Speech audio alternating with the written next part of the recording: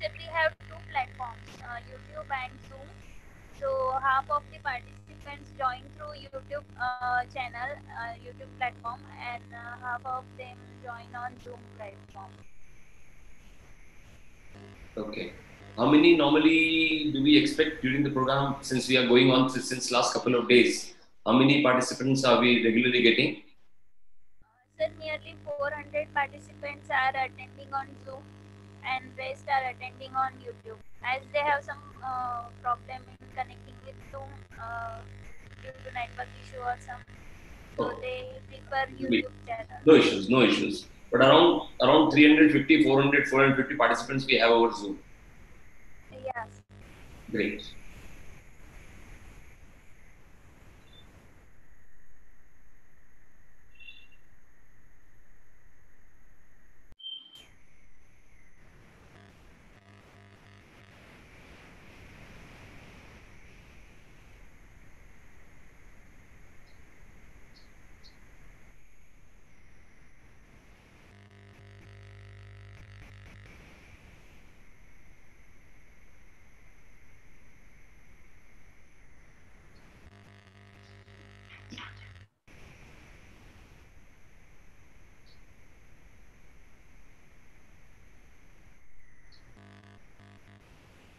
We have participants from Pan India? Yes, sir. Participants are from all over India. Okay, great.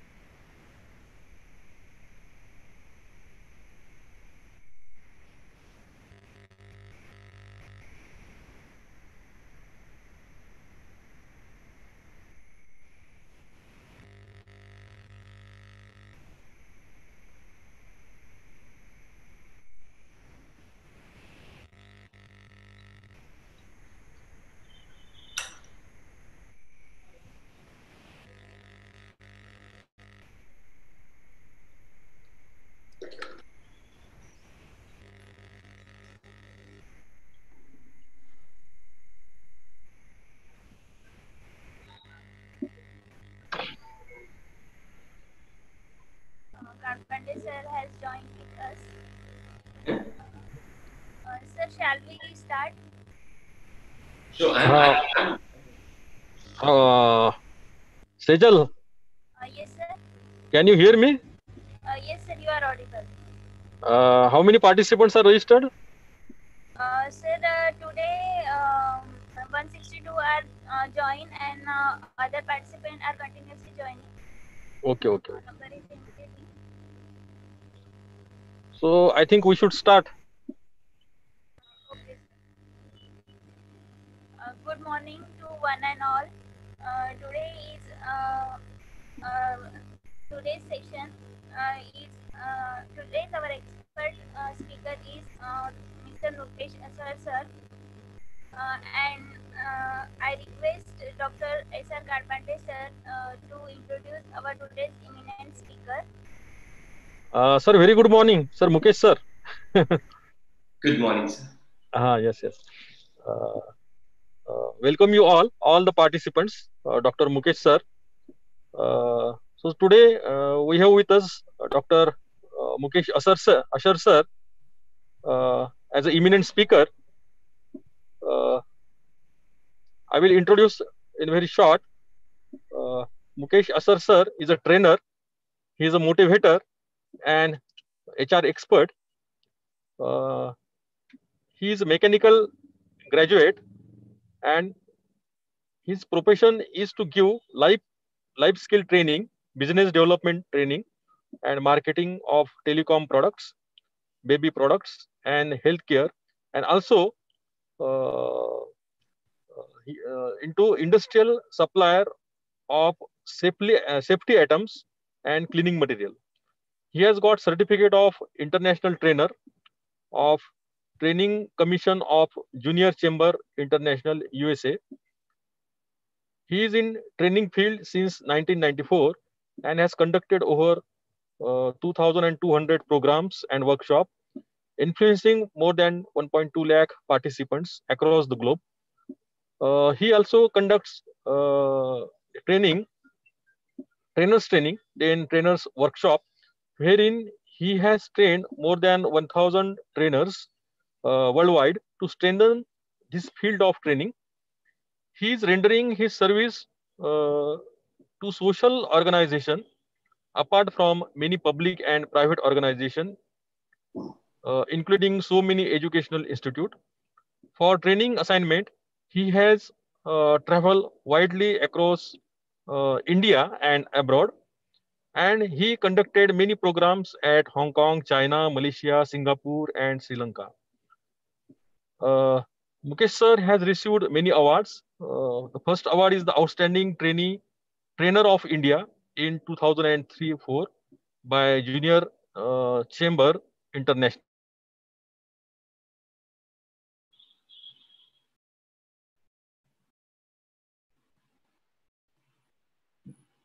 This level of in Junior Chamber International, that is 6th in India and 147th worldwide. Sir has received Best of the Award as Outstanding Member of Junior Chamber of Asia Pacific region at conference held in Japan. A very special honor was bestowed upon him when he was conferred as one day world president of Junior Chamber International for his service and his dedication.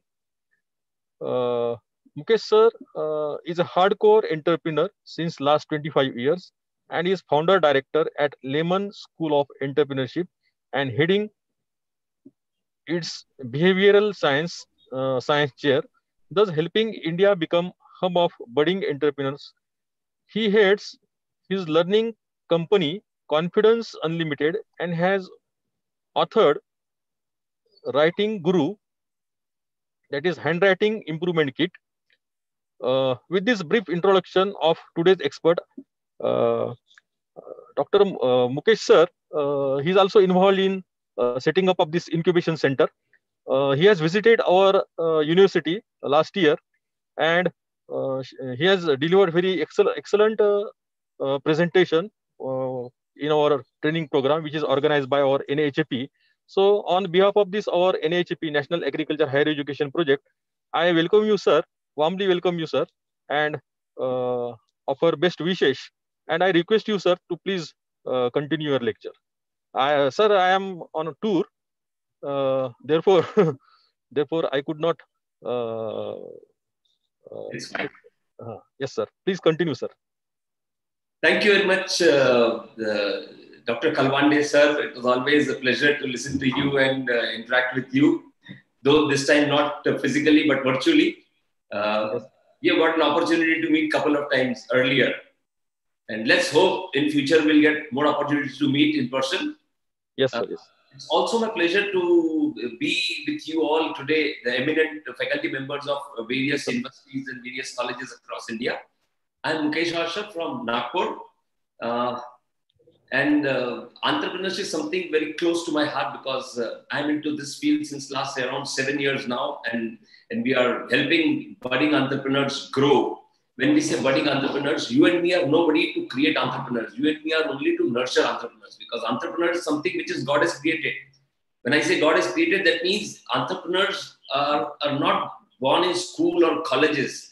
Entrepreneurs are just born. We need to nurture them and give them a proper shape so that they can actually become what they are destined to become.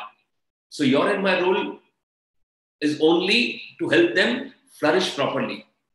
So today I'll be talking about two important aspects which I was being told to discuss with you. It's leadership and team building as far as entrepreneurship development is concerned. Now this is a very unique situation that I'm going through today. I'm not directly talking to entrepreneurs. I'm talking to those people who will help entrepreneurs grow as an entrepreneur. So I'll be delivering my thoughts with two aspects. One aspect is what an entrepreneur should know, should have, and should be. At the same time, you'll also find a flare or a shade of what is in facilitator we need to ensure. Of course,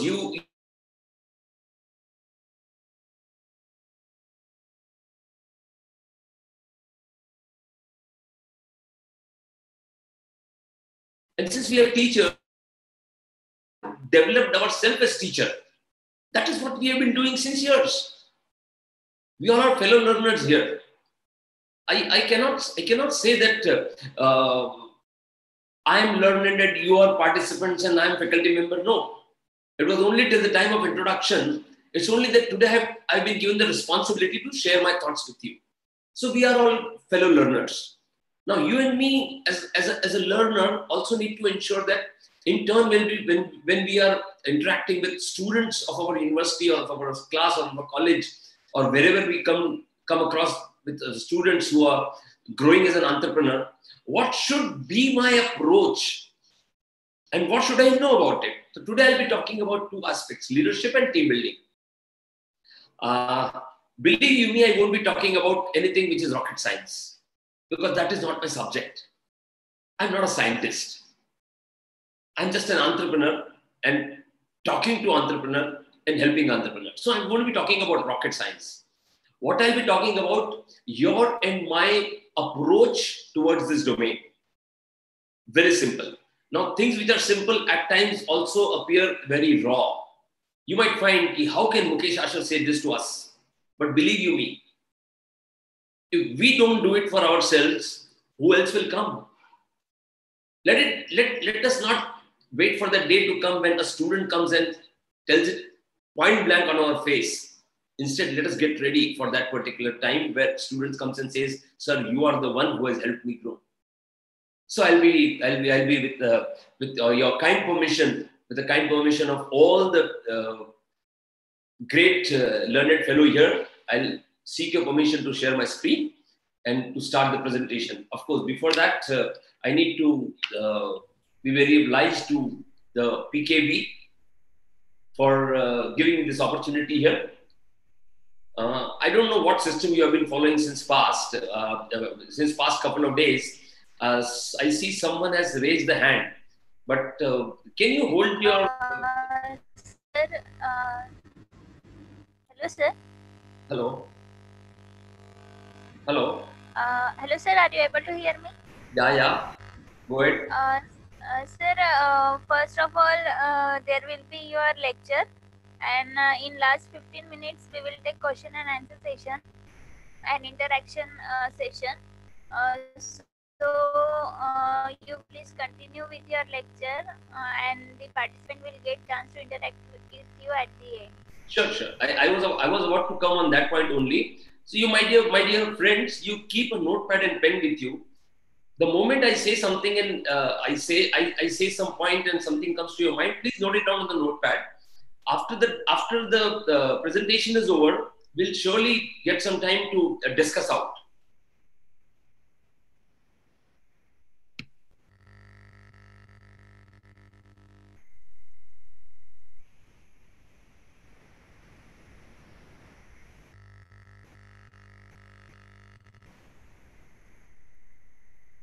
I hope I'm clearly visible.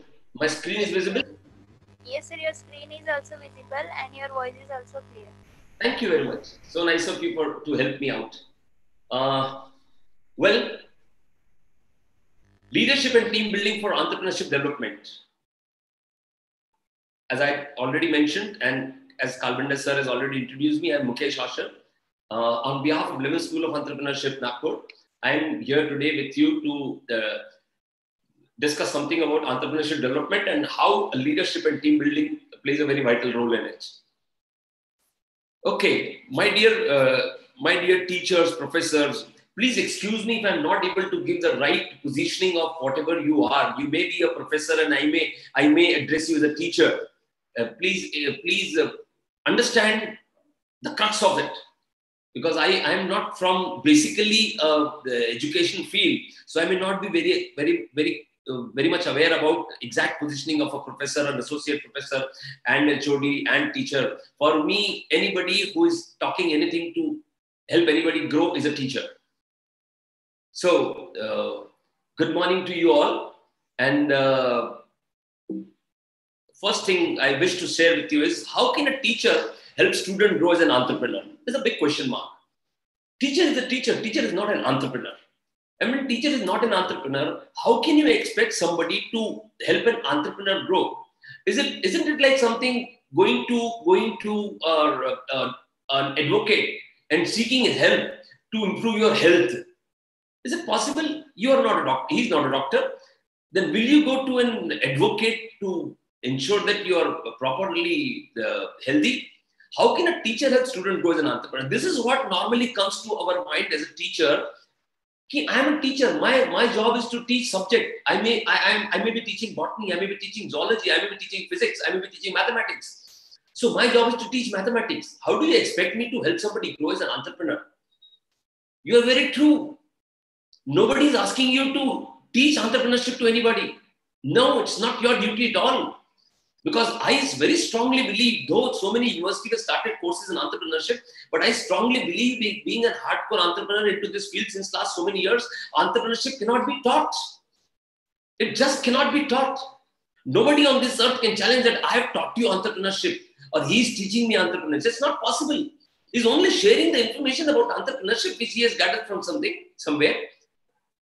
It's just like teaching somebody swimming sitting in a classroom or a PowerPoint presentation.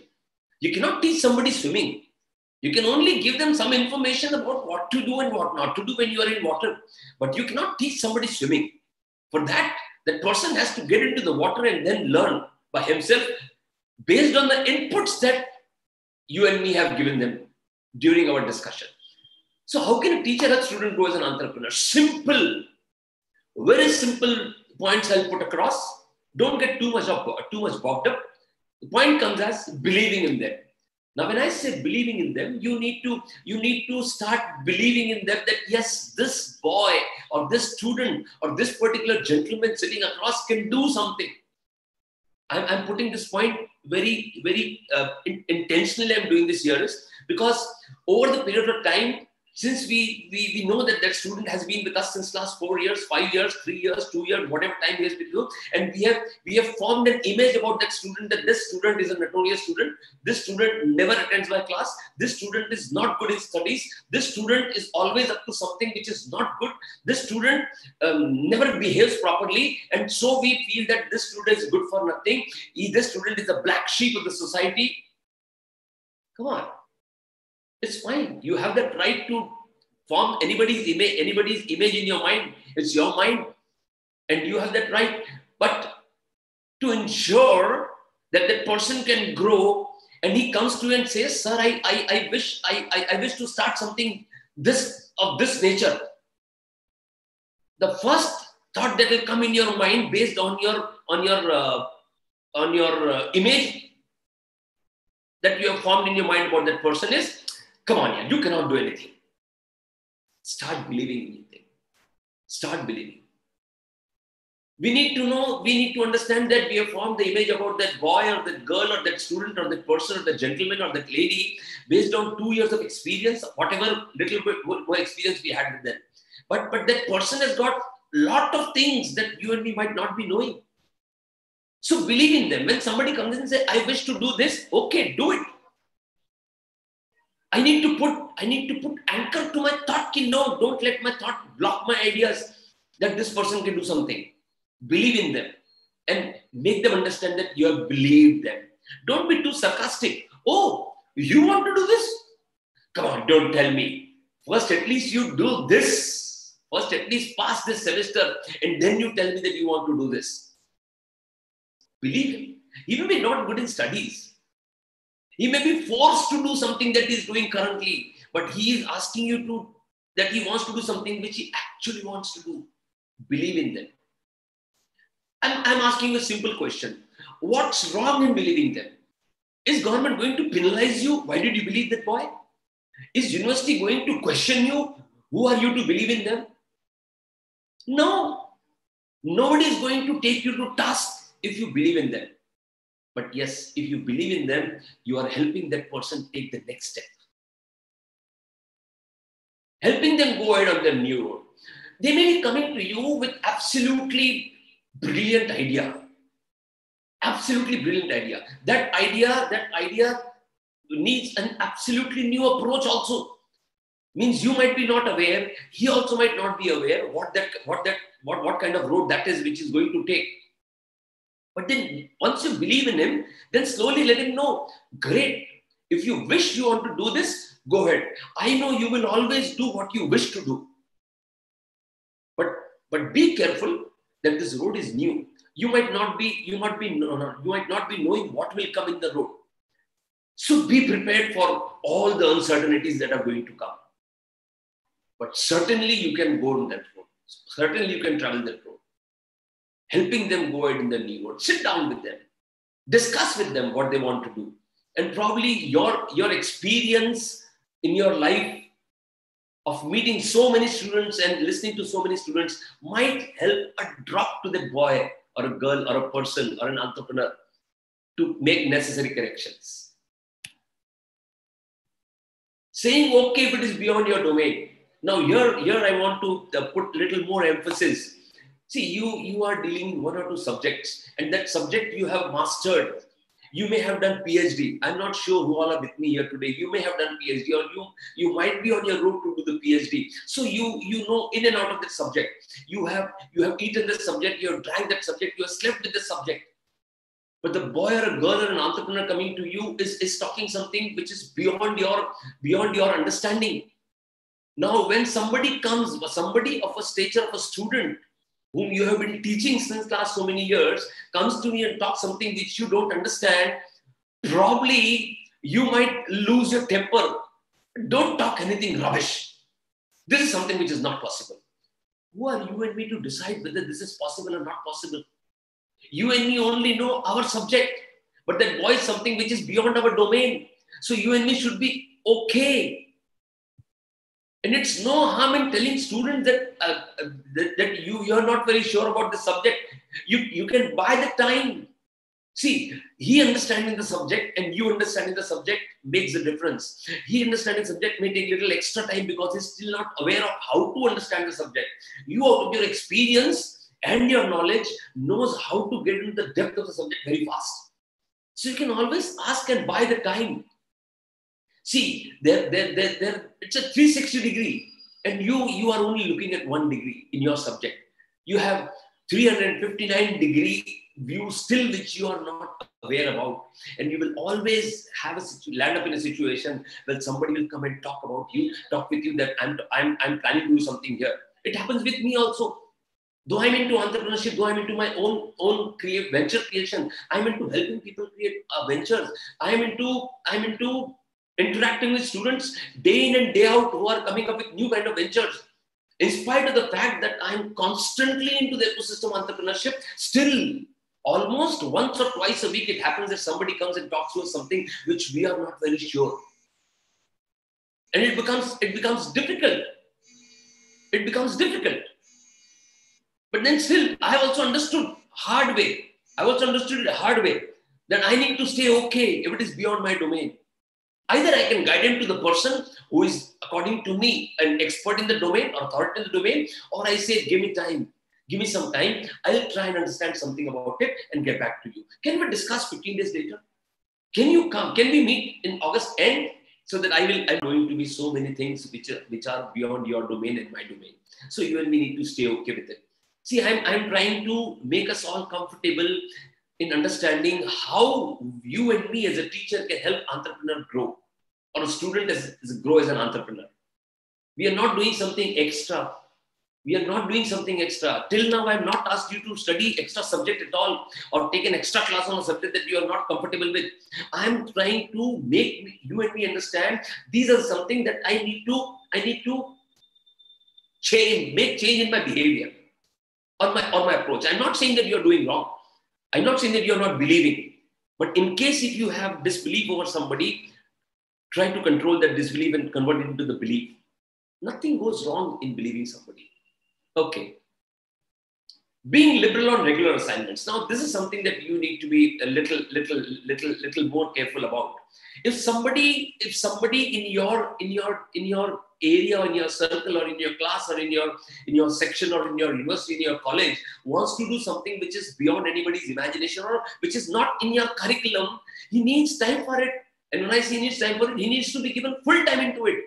And during that full time, it is bound to happen that he may be missing something of your regular assignment that you have been giving to him as far as your subject is concerned. You need to be that liberal.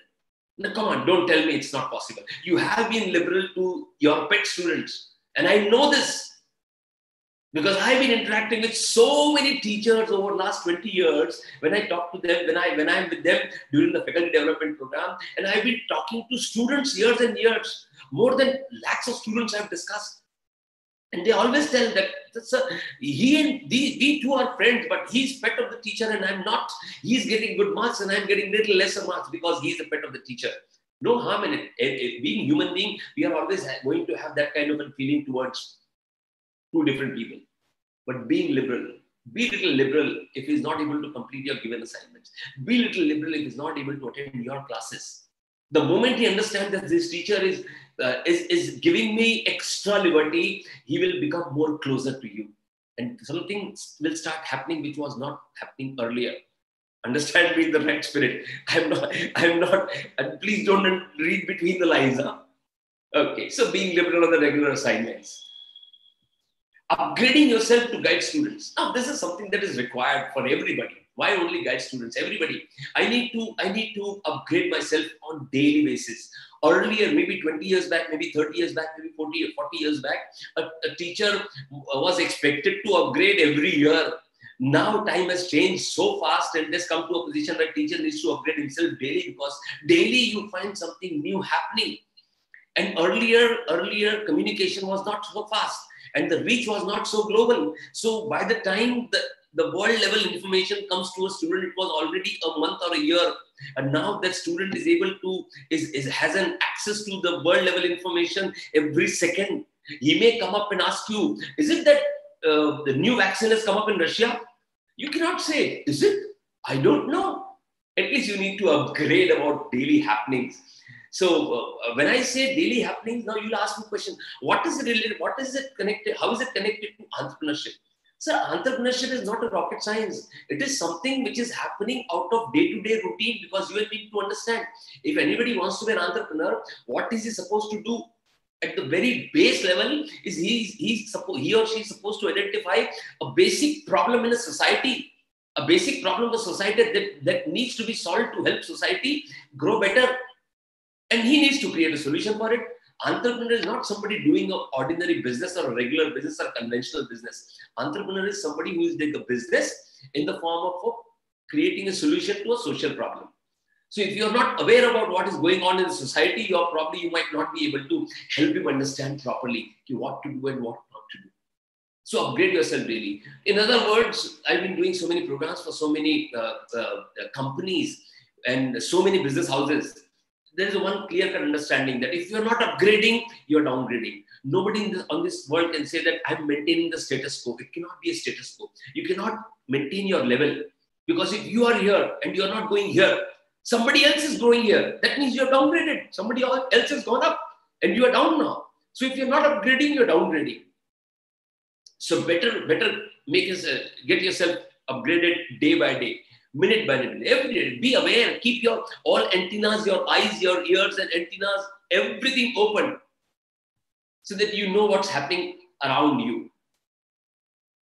Be ready to get on the ground as a coach. Now, as a teacher, it's your responsibility to teach students about the subject in the classroom, or at the most in a laboratory. But here, you need to get ready to go on a ground as a coach. As a teacher, you need to teach. It's the responsibility of a student to understand. You have done your job once you finish your teaching. If he is not understood, people in the society and the current education system say that that child is not sharp. My philosophy is a little different, but this is not the right platform to discuss my philosophy about the education system here. But you need to get ready to go on the ground as a coach.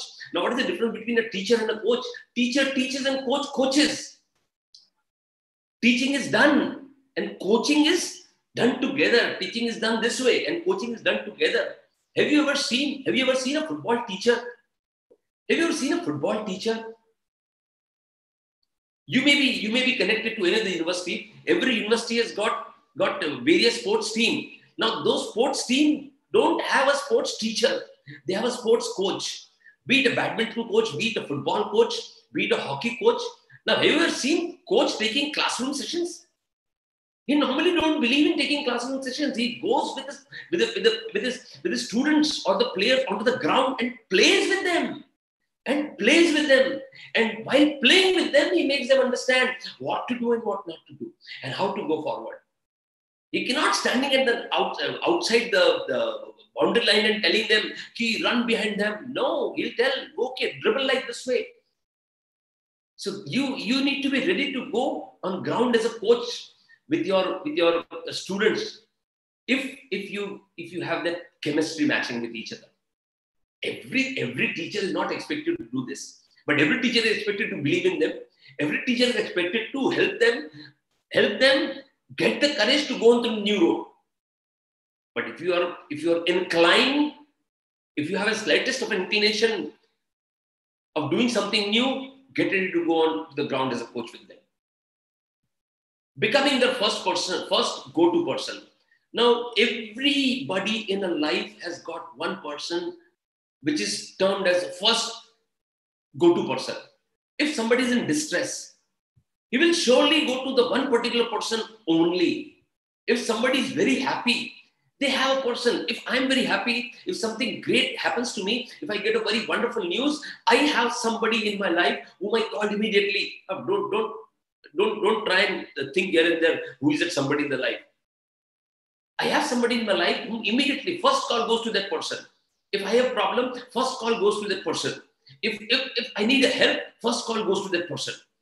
In spite of the fact that I know he may not be able to help me, but I know that he'll help me understand that he will help me. And pacify me if I am in distress. Because in distress, at times you may not be needing immediate help to solve the problem. The first help you need is to pacify and cool down.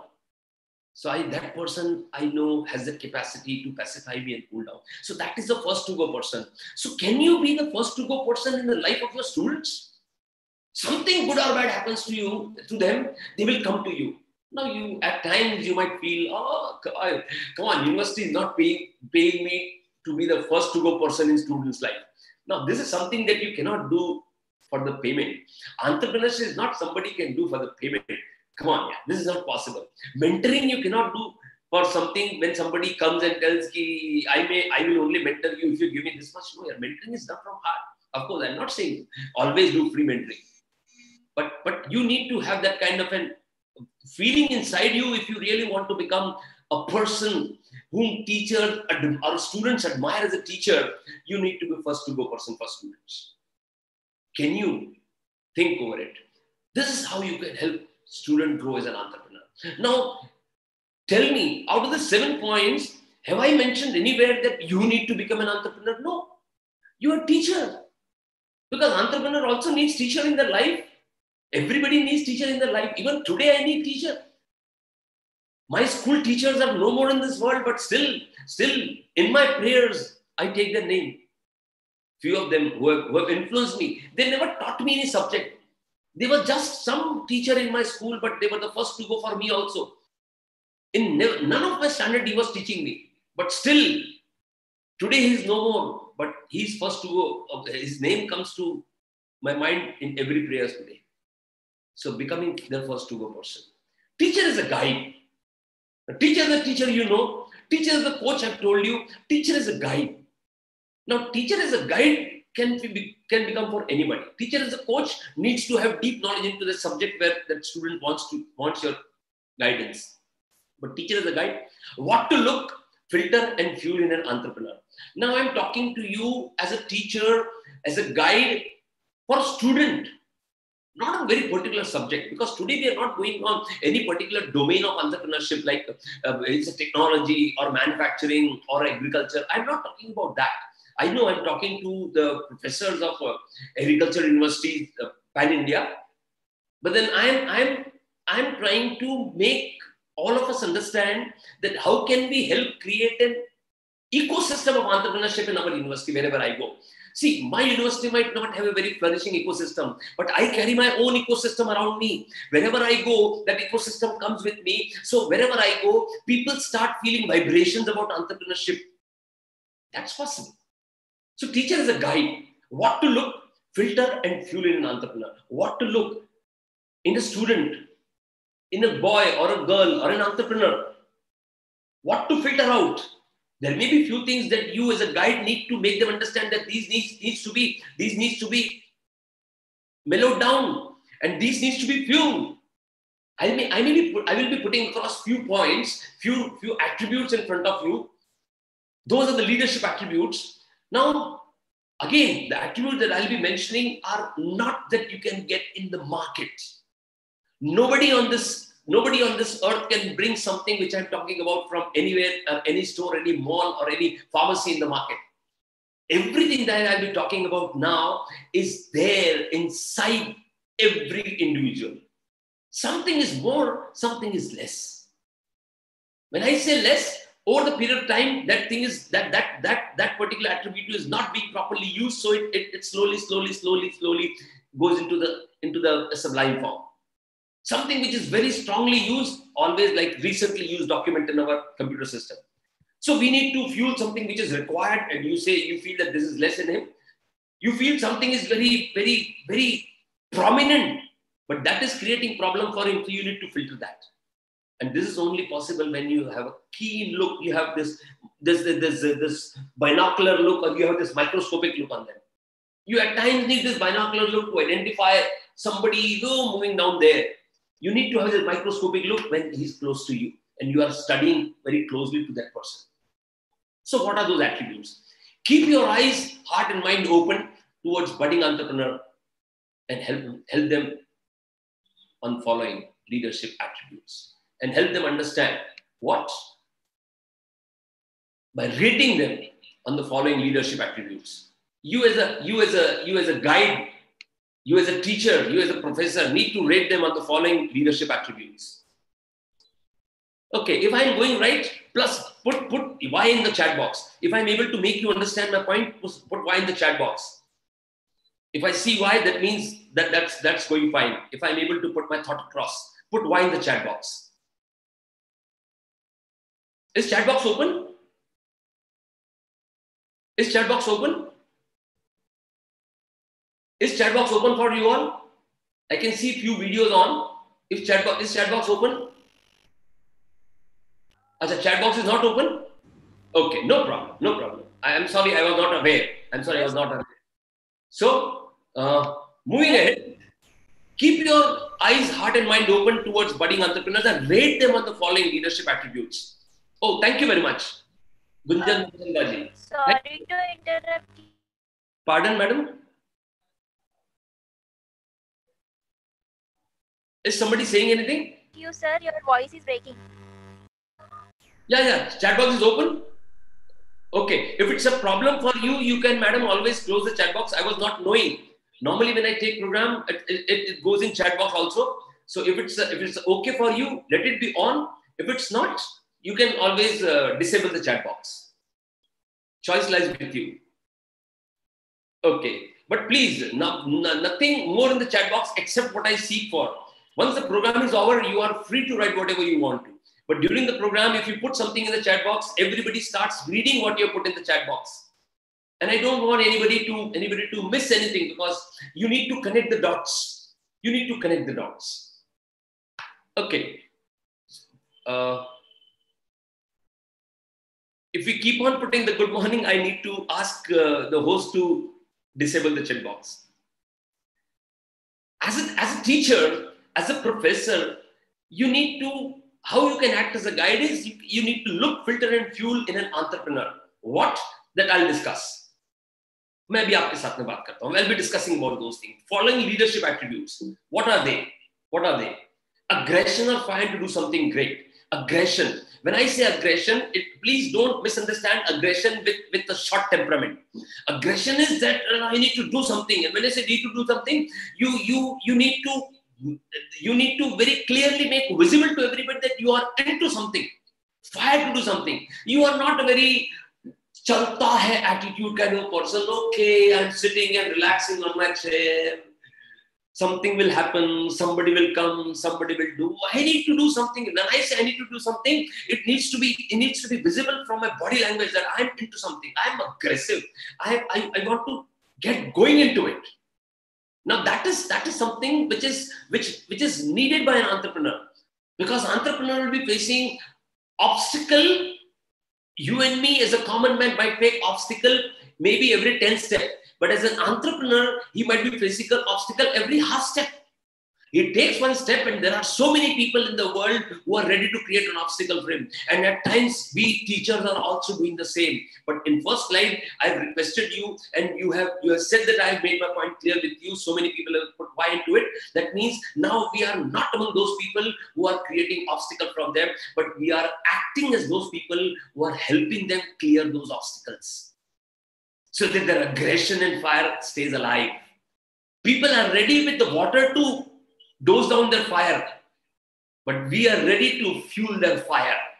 Whoa, there needs to be fire in the belly to do something great in the society and make it happen. You count any name that has made change in the world, it was not without the aggression and the fire in the belly. It was not. And when we start supporting as a teacher, they help themselves go great. Integrity and dependability. You and me need to start that rating that person on integrity and dependability. Just you can always understand. You give them some task, and if they're able to perform that task properly, I'm not saying properly in the sense that how well they do it. I'm saying how responsibly they do it. Integrity and dependability. You need to understand that this person has integrity. If I say something to him, he's not going to make it public. He'll keep it with them. If you say something that, my dear friend, you need to make this kind of correction, you need to understand that you have understood that person is not going to tell everybody, this teacher has told me to do this. No, it's between you and him. So if this integrity and dependability, if somebody is expecting you to do something, he needs to get rest assured that my need will be fulfilled by this person. Now, this dependability is already there in human beings the moment they are born. Aggression is always there in the moment they are born. Whenever I'm putting any point here, try to relate it with the childhood. For any child, most of the time you will see all of this there. But this is the unfortunate scenario of growth in our society, in our education system. That slowly, when they start growing, all these things are mellowed down, and except one thing: study, and study. If he's studying hard, we can say he's so aggressive in his studies. But aggression needs in other field also. Integrity or dependability. Sense of responsibility, I've already talked about. That he needs to be accountable. If he or she is not able to, one more thing I want to make clear, whenever I use the term he, please consider it she also. And if it comes as she, please consider it he also. He or she is equally, I'm not gender biased here. I'll be the first person on this earth who will be happy when a lady entrepreneur prospers. Okay, sense of responsibility. That if he's not able to do something, he's ready to take the onus on himself or herself. That yes, it was my mistake that I could not do it. Instead of passing on the blame, that responsibility is, he or she is ready to take that responsibility. This is required by an entrepreneur. Otherwise, he won't flourish in his domain, because something goes wrong and his habit of passing on the parcel of blame to somebody else will ruin his career. So help him develop this. It's no problem. Everybody goes wrong. If you go wrong, no issues. Even at this age, I may commit a mistake and drop my mobile phone. The screen may go crack. It may break. So it's fine. Okay, mistakes, anybody can do. But please ensure that you don't repeat the mistake. Learn out of the mistake. Immediately put the cover onto the mobile, so the next time when mobile slips out of your hand, it does not break. Sense of responsibility. Imaginative. Now teachers has got a little bit of problem, because over the period of time being stuck up to the same syllabus, our imagination, again, I'm using it a generic term. I'm not using a specific term. At times it happens that our imagination goes low, but just try and see the imagination in a child. How imaginative he is. Looking at the sky, he can see Santa Claus in the sky, and you may keep on thinking, where is Santa Claus? How can you see the Santa Claus in the sky? Then he will tell you, see that 4, 5 stars, 7 stars, 8 stars. Isn't it looking at Santa Claus? This is the power of imagination that they have, but we miss. That they have, but we miss. So please try and understand that fuel that imagination. Laser focus. If you feel that this person is very wavery, filter out that wavering approach and make him understand that being laser focused is so important. So important. You need to put here this kind of eye cover so that you are laser focused. Everybody has n number of times heard the story of Arjuna hitting the eye of the fish to win Draupadi over. But how many of us has tried being an Arjuna of that Mahabharata who can win the Draupadi by piercing the eye of the fish above, looking into the water? So you and me need to be laser focused. I mean, you and me need to understand how can we help that child or a student or a boy or a girl or an entrepreneur being laser focused. Ensure that you help him stay away from all other things. If he or she starts talking about something else that is happening currently, make him understand, let this happen. Let this somebody else's game. For you, your startup or your idea is more important. So stay laser focused. Ability to unlearn and relearn. Now, for an entrepreneur or for a teacher like you and me, ability to unlearn and relearn is very important. We may have learned few things earlier. Like I can very beautifully quote an example. Earlier, when in my early youth, I am still young. In my early youth, I was being understood by doctors who are my friends that whenever somebody gets a temperature, you need not take bath for 3 days and get into the blanket and sleep. Now doctors say that if your temperature rises above 102, go and stand below the cold shower. Reduce your body temperature. Come on here. It's the same doctor, the same science, same body, same temperature. Earlier it was said that you need not go take bath for 3 days. Now they say go and stand below a cold shower. So few things need to be unlearned and then relearn. Why it is said like this? That boy might have learned from his book in certain class that this happens this way. But that book was written, he read it 10 years ago. That book was written 20 years ago. So it's a 30-year-old story. The science has redefined itself. So I cannot say that we have read in the book, this is like this only. I along with him needs to develop the ability to unlearn and then relearn what is the current trend. And then relearn what is the current trend. Thank you, THANKYOU, thank you. This is normally written, but I need to unlearn at times because typing THANKYOU is too long in a mobile. So it's TKY, relearn. Laugh out loud is LOL, relearn. First unlearn, laughing out loud, and then relearning LOL. Ability to convince. Now, this is something that is required. You might find few people who are appearing little introvert. Again, this introvert term is used left, right, and center. Introvert, extrovert term is used left, right, and center. Since I am very deeply involved into behavioral science of young mind, so ability to convince people is not ability to be more extrovert. Ability to convince people is believing your thought from heart and ensuring that you are able to transfer your feeling inside your heart or mind into somebody else's heart and mind. And for that, you need to be very powerful in presentation. So you as a teacher need to help them understand that convince people, okay, you convince me. I am little hard to convince. First, you convince me as your guide. If I am convinced, then you can convince anybody. Make him understand that part of convincing very tough.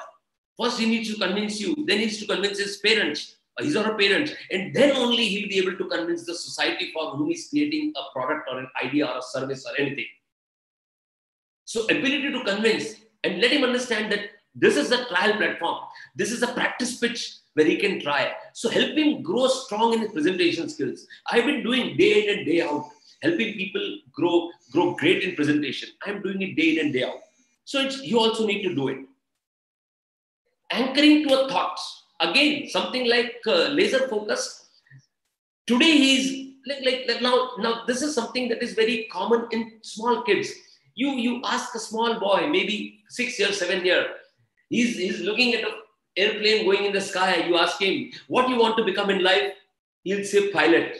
You take him to the railway station and he sees big train coming and a big engine coming. You ask him, what do you want to become? He'll say engine driver. You take him to the ship, he'll say, I want to become captain. You take him to you take him and you take him to meet somebody who is into force, he'll say, I want to become a soldier. Now, this is not only restricted to small kids. This is also carried forward in so many youth that they keep on wavering from year to year to year to year. Today they see one idea and they say, my God, I need to do this. And they start thinking over it.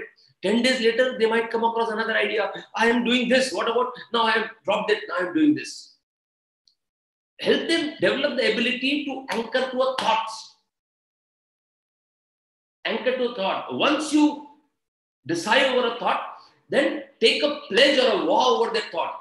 That come what may, I am not going to leave this thought for 2 years or 8 trials or 10 trials or whatever it is, the way you want them to decide, but help them develop the ability to anchor over the thought. If they are too wavering, filter that wavering out and fuel that ability to anchor over a thought. Visionary, planner, and executor. As a teacher, I don't know how strong or how powerful vision we have. I'm sorry, but most of the time when I talk to teachers, the maximum they can see is to become an HOD, because this is how they have grown themselves. I'm not blaming them. I'm blaming the system around, because they don't have ability or they don't have the liberty to think beyond it. Probably again, it's a shackles that they've tied themselves to their own feet around their current career. But visionary, for an entrepreneur, going to any of the star and creating something can also be a vision. Anything that comes into that thought can be converted into vision. Any dream that they have can be converted into the vision.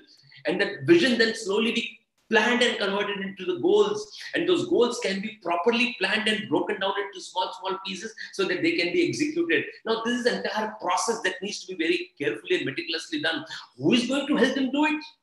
Probably their parents might not have that kind of an approach, or not that kind of power, or not that kind of an information or knowledge, whatever you call them.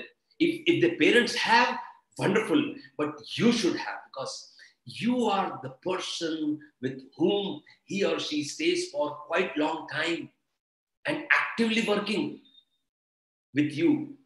So again, develop a rapport between you and them in such a way that they are ready to share their dreams with you. However haywire dreams may be, but they should feel that you are the person that they can share the dream, because then you will help them understand how to shape that dream into a vision, then how to create that vision into a plan, then how you can create a system strategy to execute that plan.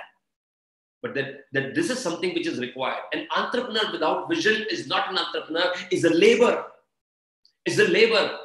And I'm very sorry to say that current education system is creating more labor. For me, even a corporate manager is not more than a labor, because he doesn't have that vision. You ask him, what do you want to become? He'll only say the next step. In 10 years, create a unicorn in the world, because he has that vision. Now we are living in a global village. Why should I think about the next step in my company? He can think, today I'm starting in my region.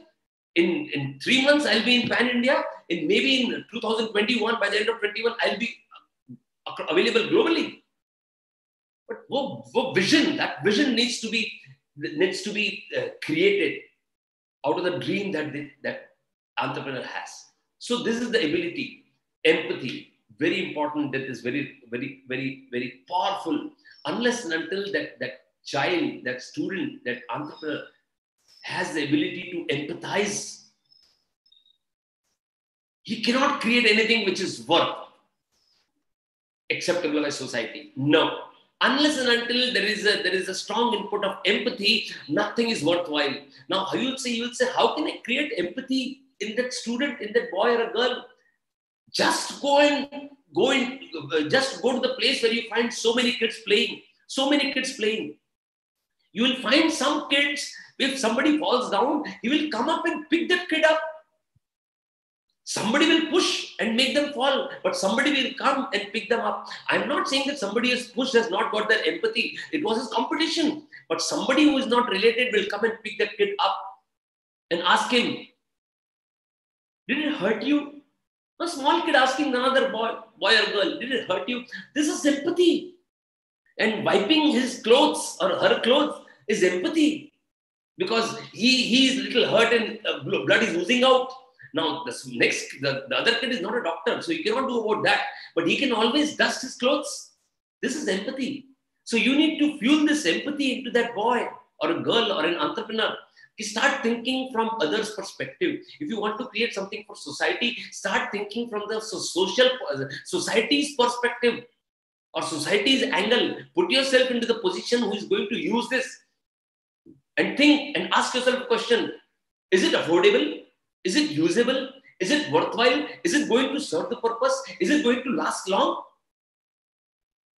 Is it worth to buy at all? The moment that boy gets an ability to start empathizing, believe you me, he will surely become an entrepreneur, but he'll more sure to become a great gentleman or a great person or a great human being. Because empathy is the most needed emotion of today's world. Somehow in this competition, we are losing empathy. Make that person full of empathy. Fuel that empathy into him or her. Team spirit. Last thing that I wish to put here. There are so many other things also, but what I wanted to, because these are the things you and me can filter or fuel into them as a teacher by constantly observing them, by looking them, identifying them. Okay, that is a person with strong ability of anchoring to a thought or an aggression or a fire in the belly. He always says that wait for the right time to come and you'll see what I will do. My name will be there in the top 10 people of India. Identify those things. Team spirit. Now, team is something which is an essential element for anybody to grow as an entrepreneur, to grow his enterprise, because one person can start, but one person cannot carry it forward. Okay, we'll talk about this a little later. Good idea. Entrepreneur leadership manages risk. They don't reduce the risk. I'm not talking about reducing the risk. Managers normally reduce the risk or avoid the risk and take a safer way. Entrepreneur is not a person who is going for a safer way. He goes for a risk, but he manages how to overcome that risk. I'm not talking about reducing the risk. Looks for new opportunity. Anybody is always open for new opportunities. What is possible? What is possible? Currently, we are going through an online education system. Somebody should take out a tool where online education becomes more easy for a school and a teacher, or school teachers and students, without the hassle of parents of that kid going here and there on the net. Open for new ideas from anybody. Open from new ideas from anybody. It may be a small boy. Now, you also need to, when you are talking to your students who are growing as an entrepreneur, are you open for new ideas from them? I'm saying that don't buy their idea for your development as an entrepreneur, but buy their idea so that they feel that the idea is worthwhile selling. But are you open? No, I am sure you won't have that feeling. Who is he to give me new idea? Come on, yaar. I'm a teacher. I'm a PhD. So I know more about the world than what he knows. Everybody knows more about the world than what you know. That I need to understand. Open for new ideas. Because I'm asking you to develop this in yourself also, because if you don't demonstrate, they don't learn it from you. Normally we have a feeling that they learn what we teach. No, they learn what they see. Adaptable. How adaptable you are in the changing environment. Are you rigid? That I will break, but I will not adapt. I need not tell you the stories of how companies adapted and they grew, how companies who stayed rigid, they perished. You are a science student. You are an agriculture student. You need to know only those species of vegetation and fauna flourish who are ready to adapt according to the changing times. So develop this ability of flexibility and adaptability in your students. Keep on giving them difficult situation and varied situation and see how they adapt themselves. You give them an assignment and tell them that the assignments needs to be done 7 days. Maybe after 3 days you say, okay, the 7 days term is changed. Now it is 4 days. So you have only 1 day. Are they able to adapt to the new situation? Or they say, no, sir, you have said 7 days, so it's 7 days only, or we cannot do it. Those who cannot, that ability, that approach of not doing it needs to be filtered out, and the approach of adapting needs to be fueled in. Okay, moving on to the next part. Team building. What does it say? Earlier slides. Team building. What does it say? It's a key element of an entrepreneurship. The next step 2 of entrepreneurship starts with building team. So you and me need to understand that as a person, as an individual, somebody can always start the idea. But to take that idea forward, it's not possible for an individual to go ahead, because he will always be looking at it from only one angle, because one human being can have one angle. To have different angles or a different multidimensional approach to the problem, you need to have more people. And that more people is nothing else but team. That team can be co-founders, that team can be a workforce, that team can be anybody. But that team cannot be just because we are good friends, we are startup co-founders. Not possible. Because team characteristic says a team should have a common goal. Everybody into the team, if they are 2, if they are 20, if they are 200, everybody should have a common goal. Now that common goal should be, that goal or the vision should be so framed that it is easy for everybody to understand and digest in the same way what we want to achieve, how we want to achieve, when do we want to achieve, what is it that's going to happen once we achieve. These are the part of the goal and the vision statements that needs to be very clearly understood by everybody. So it's common for everybody. At the midnight, at the stroke of 1 in the midnight, you ask somebody, and what is the goal of your team? He should say the same what the other person has told you at 11 p.m. 2 hours earlier. It should be the same. So common goal, but different skill set. Now, once we say common goal, we say birds with the same feather flock together. It was earlier told, but for team, it does not stand true. For team, 2 people having the same skill set, what is the use of second person? If in team, 2 people have the same skill set, 2 people can do the same work, 2 people can do the same work with the same intensity, with the same approach, with the same kind of result, what is the use of the second person? If one person can do one work, but he cannot do other work, the other person should be able to do the work which first was not able to do. Then his presence makes sense. Otherwise, there is no sense. Normally, what we say that somebody who have grown together and are very good friends, we say chaddi buddy.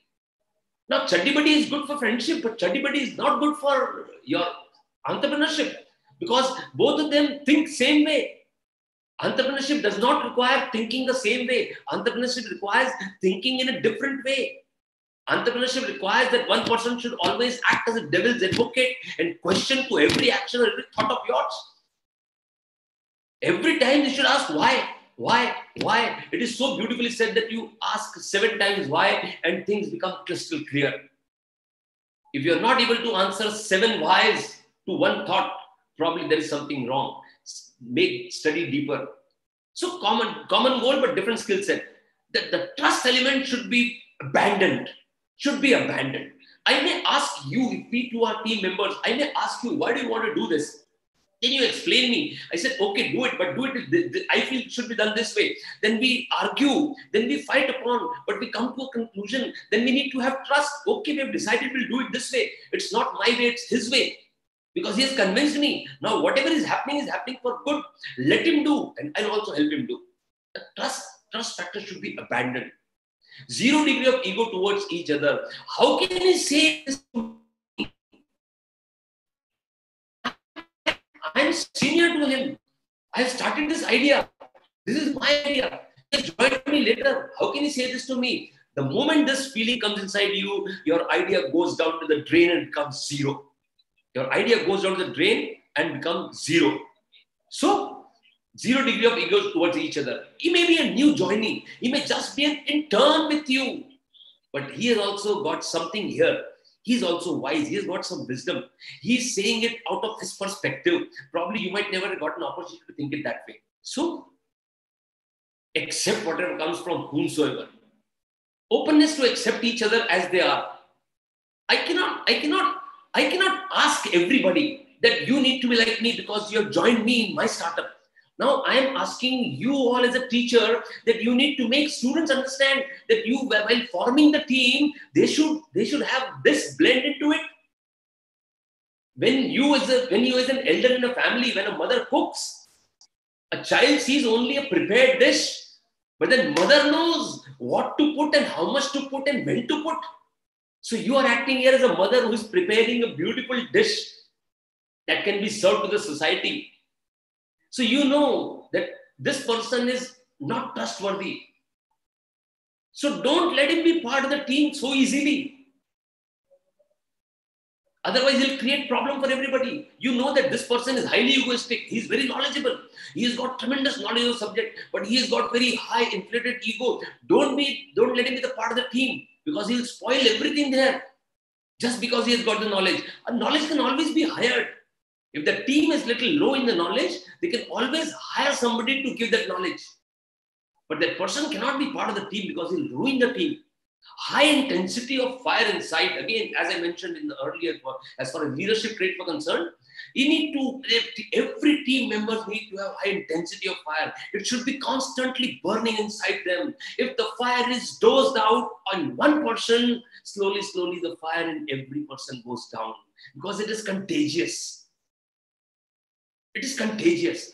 So as a teacher or as a guide, it's your duty to see that you constantly keep fueling the fire inside them. What we have been doing since years, please don't misunderstand me, but a teacher fraternity by and large has always doused the fire inside the student to grow great in height, except in their subject. I've seen teachers saying to student when they go to the teacher with their idea, ki sir, I plan to do this. The dialogue that comes to the student is, don't be foolish. You know what you have scored in your last examination. This is all bullshit. Keep it aside. It is okay to do as an extracurricular activity during your vacations. But right now, focus for your subject examination. Examination right on your head. In next 30 days, your exam starts. So keep everything aside or I'll have to call your parents or I have to report this to principal. What you have done as a teacher, you have doused the fire. Whereas I am asking you to constantly be ready with the material that can fuel the fire inside. Sit with them after the classes are over. Sit with them after the college is over. So what if you spare 4 hours extra? Believe you me, that person, when he reaches at the age of 70 or 60 or maybe 50 or maybe felicitated globally somewhere, he will say, I had one gentleman in my life who always had that ghee in his hand and he constantly kept on fueling my fire inside. In spite of the fact that I had a bad time in my life and I said, I'll say no to my idea, or I was almost ready to quit, but he put fire inside the fire of my entrepreneurship. And today I am here. I thank that teacher. Can you be that teacher? High intensity of fire should be there in the team. It's your responsibility to see. Variable temperament.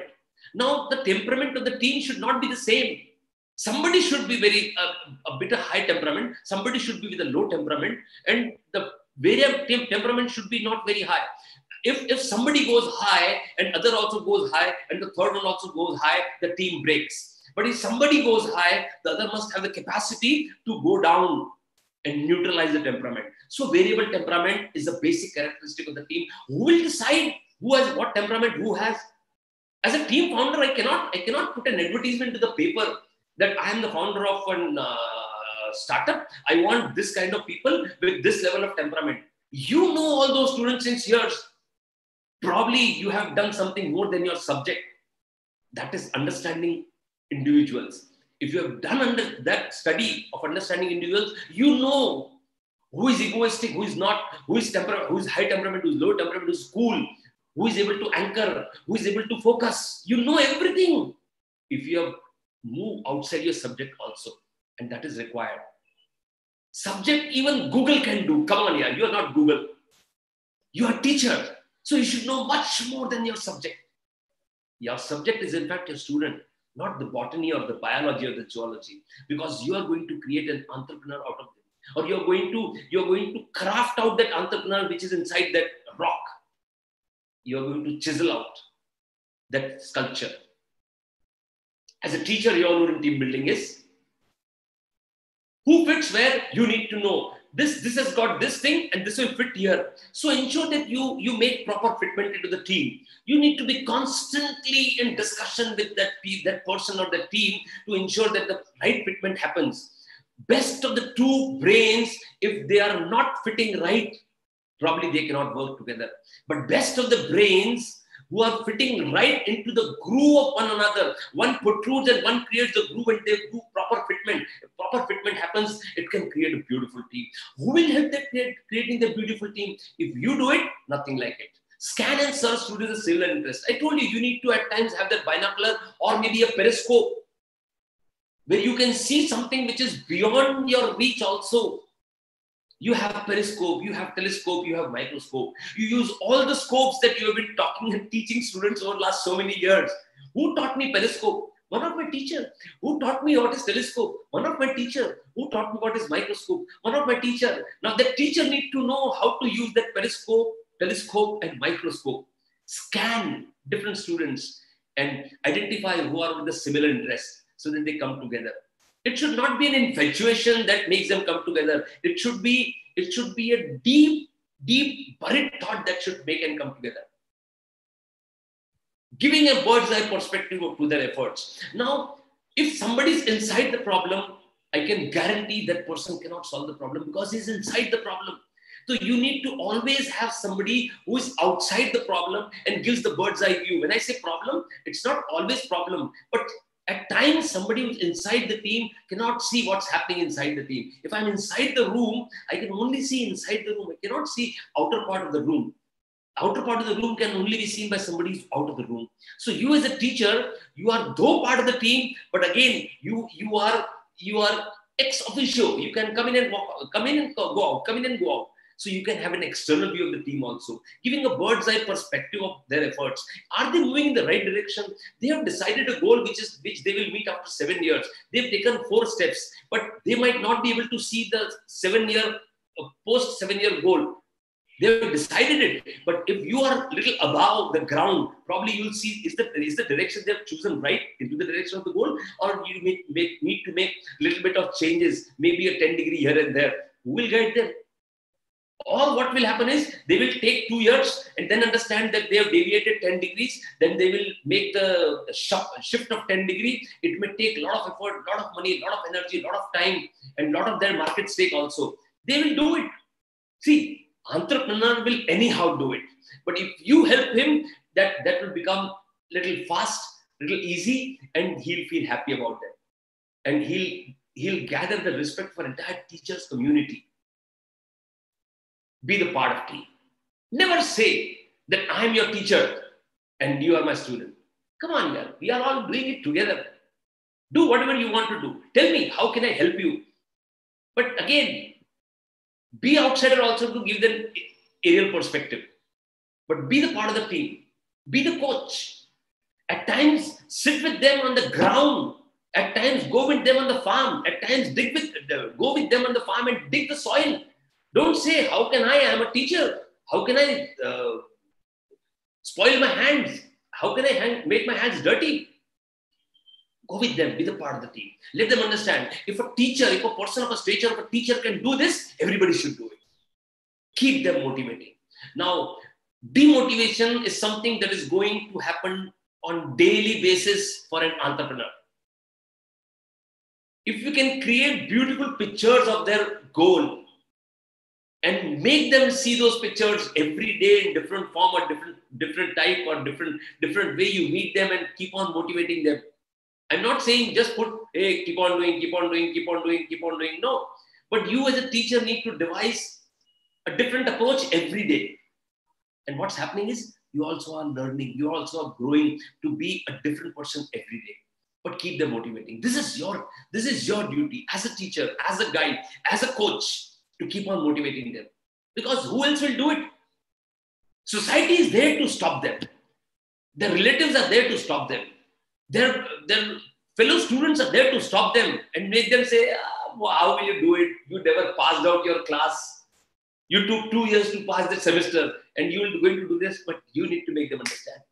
So what if you did not pass? Probably botany was not your subject. You always wanted to do something related to this. Go ahead, do it. I need not remind you, best of the creation in this world has happened, but it's been done by those people who could not pass out their semesters. But again, I'm not advocating that they should not study, because by studying, they are able to do it a little fast because they have the basic knowledge. But you need to keep on motivating them. For a student, you are a teacher, always asking questions. For a student, you are a teacher, always asking questions. Today, a question for you. Please allow me. Can you start thinking like an entrepreneur? Start thinking like an entrepreneur. I want to do it. Nobody can stop me. I'm trying to do something which has never happened. I'm trying to solve the problem of society. I'm asking you a question. Can you start thinking like an entrepreneur? I know it's tough for you because you have never done it in the last so many years. But if it is tough for you, just imagine how tough it is how tough your subject is for the student who does not like it. And still you make him study. So I'm asking you, you need to keep on doing this. Today, a question for you. Can you start thinking like an entrepreneur? As a teacher, you can make or break an entrepreneur. I'm putting this bold statement here. As a teacher, you can make or break an entrepreneur. When you break an entrepreneur, just remember, he is still an entrepreneur, but broken or shattered entrepreneur. Somebody will come and put his pieces together. He'll again become an entrepreneur. But always point you, he was the person who broke me down as an entrepreneur. He did not allow me to grow as an entrepreneur. As a teacher, you can make or break an entrepreneur. Teachers are said to be the builder of society and nations. You know it. I know it. So many big people say that if you want to break a nation, cripple the education system, the nation will automatically shatter down. So as a teacher, they are said to be the builder of society and nations. My nation needs entrepreneurs. Now, I'm doing this out of my selfish motto that my nation needs entrepreneurs. And when say that nation is being built by teachers, that means if A is equal to B and B is equal to C, that means A is equal to C. So teachers can make entrepreneurs. It's your and my responsibility to nurture them as an entrepreneur. I'm not saying to create an entrepreneur, but to nurture them as an entrepreneur. You may find few who are okay with going and doing some corporate job, in spite of the fact that they do their engineering in BTech or BTech agriculture. They may do it that way, but they will again go and do some job in some seed company, and they let them do it. But I'm asking a simple question. If 1,000 people want to do a job, there needs to be a company who is ready to provide the job opportunity to those 1,000 people. You need to create at least 10 people who will offer the job to those 1,000 people. So your responsibility here is to create those 10 people. Don't create managers, create entrepreneurs. Don't let managers grow. As it is, they are going to become managers because management funda is creating that only. Somehow management funda is never creating entrepreneurs because they are trying to help them understand how to manage. Nowhere in the management they say how to create something new. As a teacher, go back to the basics. Our basics as teacher, our Puratan Kal, our ancient history says that teacher is somebody who helps that person explore himself and then nurture his original self. Let's do it this time. Let's do this. This needs to be done. This is something that is required. Let's talk more for EDP and FDP. EDP is Entrepreneurship Development Program and Faculty Development Program. I represent Lemon School of Entrepreneurship. Here is my email ID and my telephone number. It was indeed a matter of great pleasure to talk with the respected teaching fraternity in agriculture domain. On behalf of NAHP, you all have come here, and PKV has taken the initiative to do this program. And I got an opportunity to interact with so great minds today. I hope I'm able to give you some food for thought today, so that you can help those budding entrepreneurs grow and flourish and make something great happen in the India of tomorrow. With this, I end my session here. We have around 7 minutes more. It's open for discussion, or maybe anybody of you have any kind of question related to what we have discussed today. You are free to ask, or anything you feel needs to be discussed about entrepreneurship. You have some idea, please ask me. If it is possible today to give answer, I'll give it today, or maybe we can take it in person further. With this, I stop my screen share and open the screen for further discussion. Thank you, very sir. much. Thank you, sir. It was very nice to hear you, and it was really very energetic and outstanding lecture delivered by you. Now we will move towards our question and answer session. I request all the participants to ask their question in chat box, or they may raise their hand if they want to interact with sir.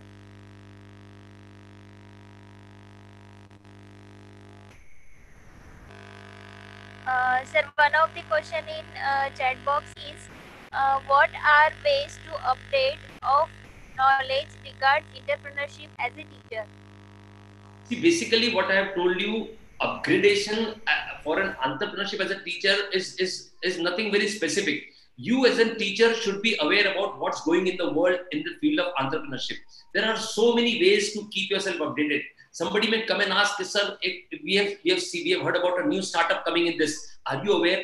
You, by updation means you need to constantly, if agriculture is your domain, you can update yourself in agriculture entrepreneurship. Subscribe to maybe 1 or 2 channels here and there who are giving update on agriculture entrepreneurship. If you are interested into that particular, if you feel that you will come across these kind of questions, but you need to constantly keep on. Okay, how much time will it require? Maybe 10 minutes a day. I think we can spare that much. Give less time to WhatsApp and more time to upgrading yourself in the domain of entrepreneurship.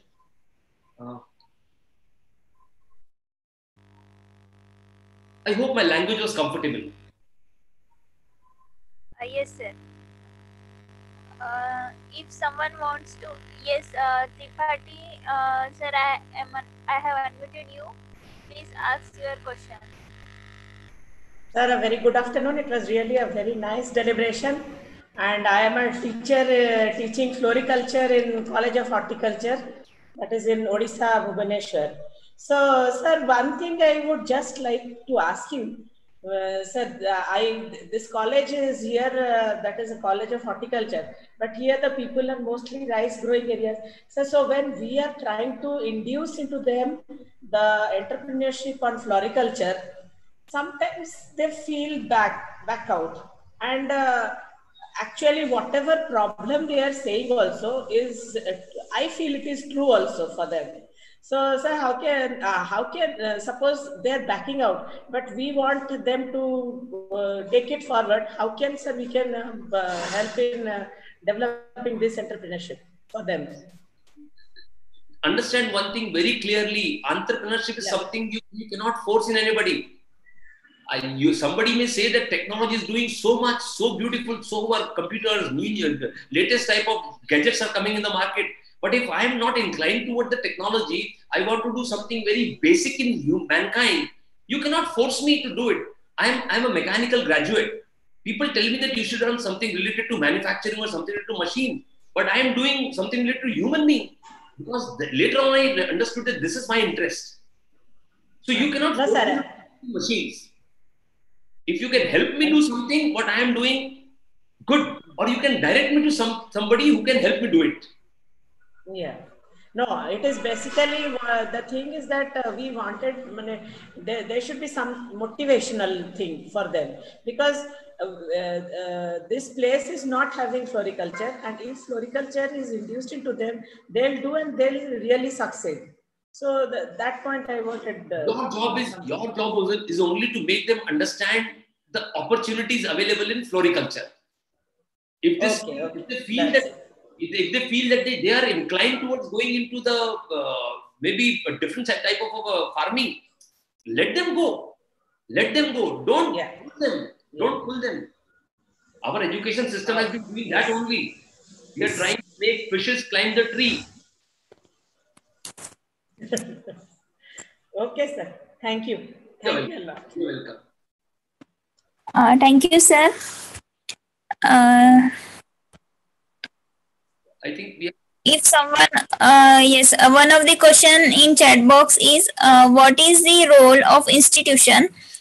Some admit students beyond their capacity regardless of teacher-student ratio. I didn't get it. Can I read it somewhere in the chat? Sir, I will request Sobivam Singh to unmute yourself. I am unmuting you. And please ask your question. Yes. Yes, sir. 1 minute.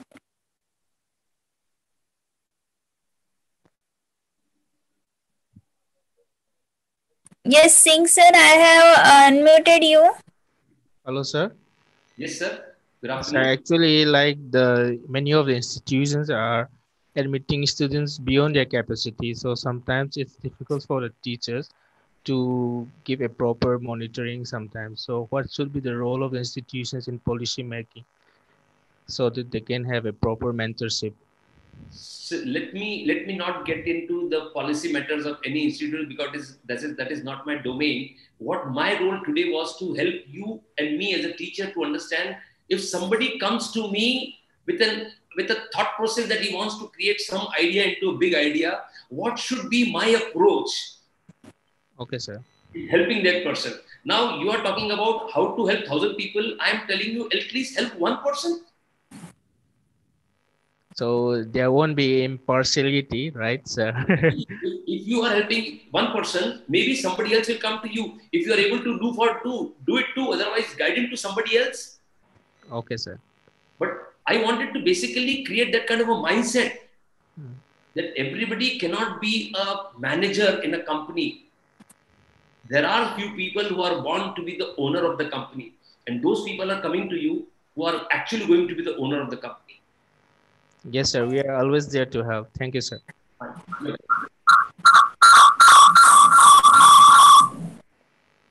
Yes. Thank you, sir. One of the question from chat box is, according to you, can you advise what method and practices should we adopt in teaching agriculture to nurture entrepreneurship qualities? See, I'm a mechanical graduate. How can I talk something about how to teach agriculture? But yes, I'm always talking beyond the subject. What can you teach about agriculture?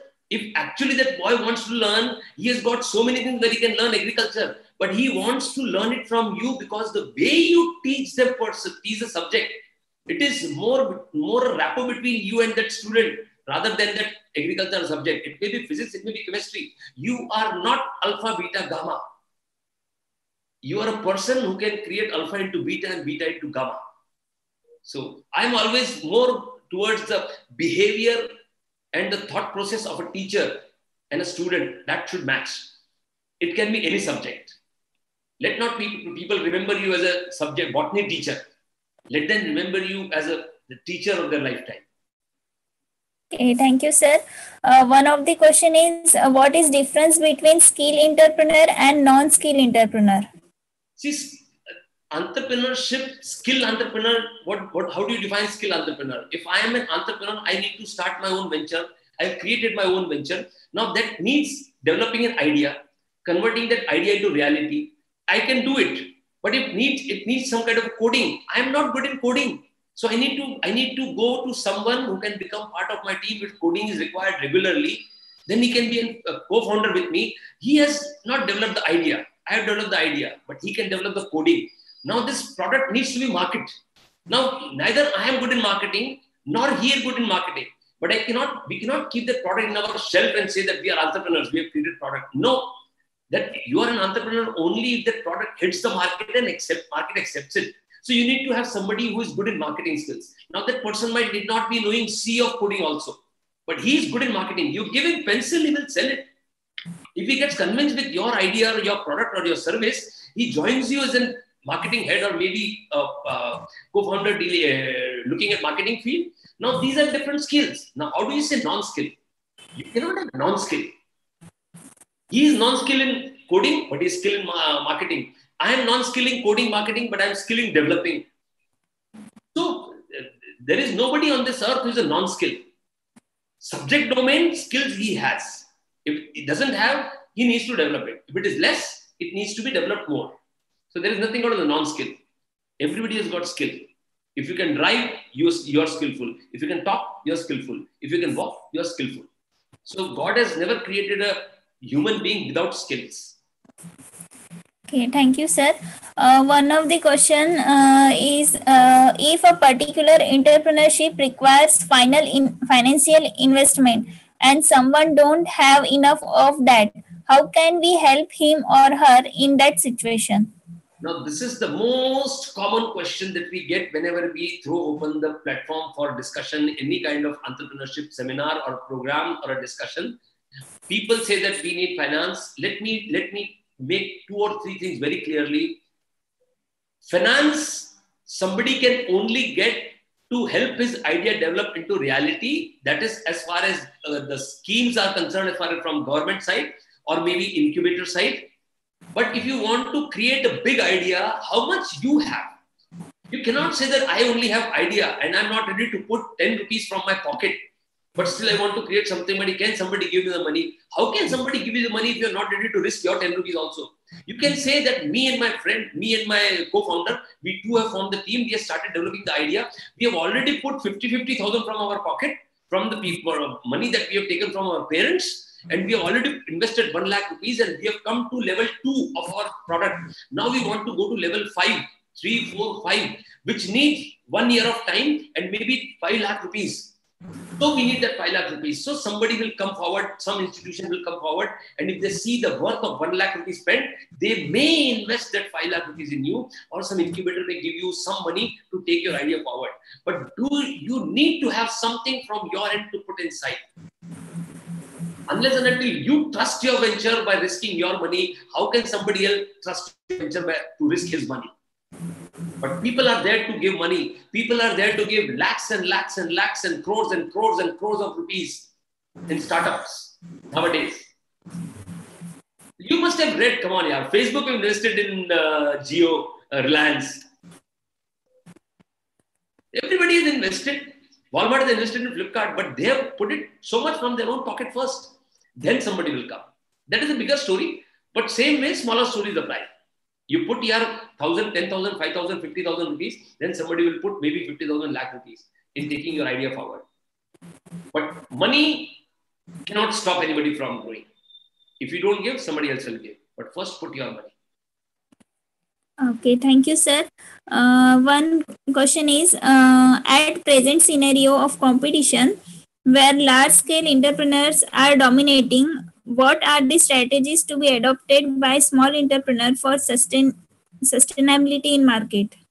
Okay, you have asked the question. Can I ask you a counter question? Those big entrepreneurs, were they born big? No. When they were small, No. they had competition from those big earlier big entrepreneurs. So fish cannot say, since I am small, give me a separate area in the sea where I can live, so that I'm away from the bigger fishes. The fishes grow big by making them safe from the bigger fishes. They have to live their own world. So this competition is always going to be there. If you treat it competition, it's competition. If you can make it collaboration, nobody stops you. Why do you always look at somebody else as a competitor? You can always think somebody else as a collaborator. What I can do to make him grow still bigger, automatically I will be the part of him and we'll go together bigger. So it's the way of looking at things. Okay, thank you, sir. It was very nice to listen you, and all the questions you have answered was very helpful to all the participants. And it was really interactive session. Now we will move to the end of our session. It's a time for the vote of thanks. I am Miss Sejal, Junior Research Fellow of NAHEP team. It's my proud privilege to propose vote of thanks to you, sir. You have given very nice lecture, and all the participants have enjoyed it. As I am seeing the feedback from the participants in the chat box that it was very nice session, outstanding one, and all that. Sir has delivered lecture on leadership and team building for entrepreneurship development. Sir has very beautifully explained that how can a teacher help student to grow as an entrepreneur, and it's the time need of the time. Sir has explained various leadership attributes and what are the entrepreneur leadership attributes has been explained by the sir. Sir has also explained what is team building and what should be characteristics of team to run an entrepreneurship. And sir has also explained the role of teacher in the society, that how teacher should work in the society and how he can build a entrepreneur in the student. So it was very nice to hear you, sir. It was very energetic and enlightening one lecture you have given to our participants, and all are delighted to hear you. I'm very thankful to you, sir. On the behalf of NAHEP team, I'm thankful to you. Last but not least, I am also thankful to all the participants for listening to you very patiently and interacting in the session. Thank you to all the participants also. Thank you, all of you.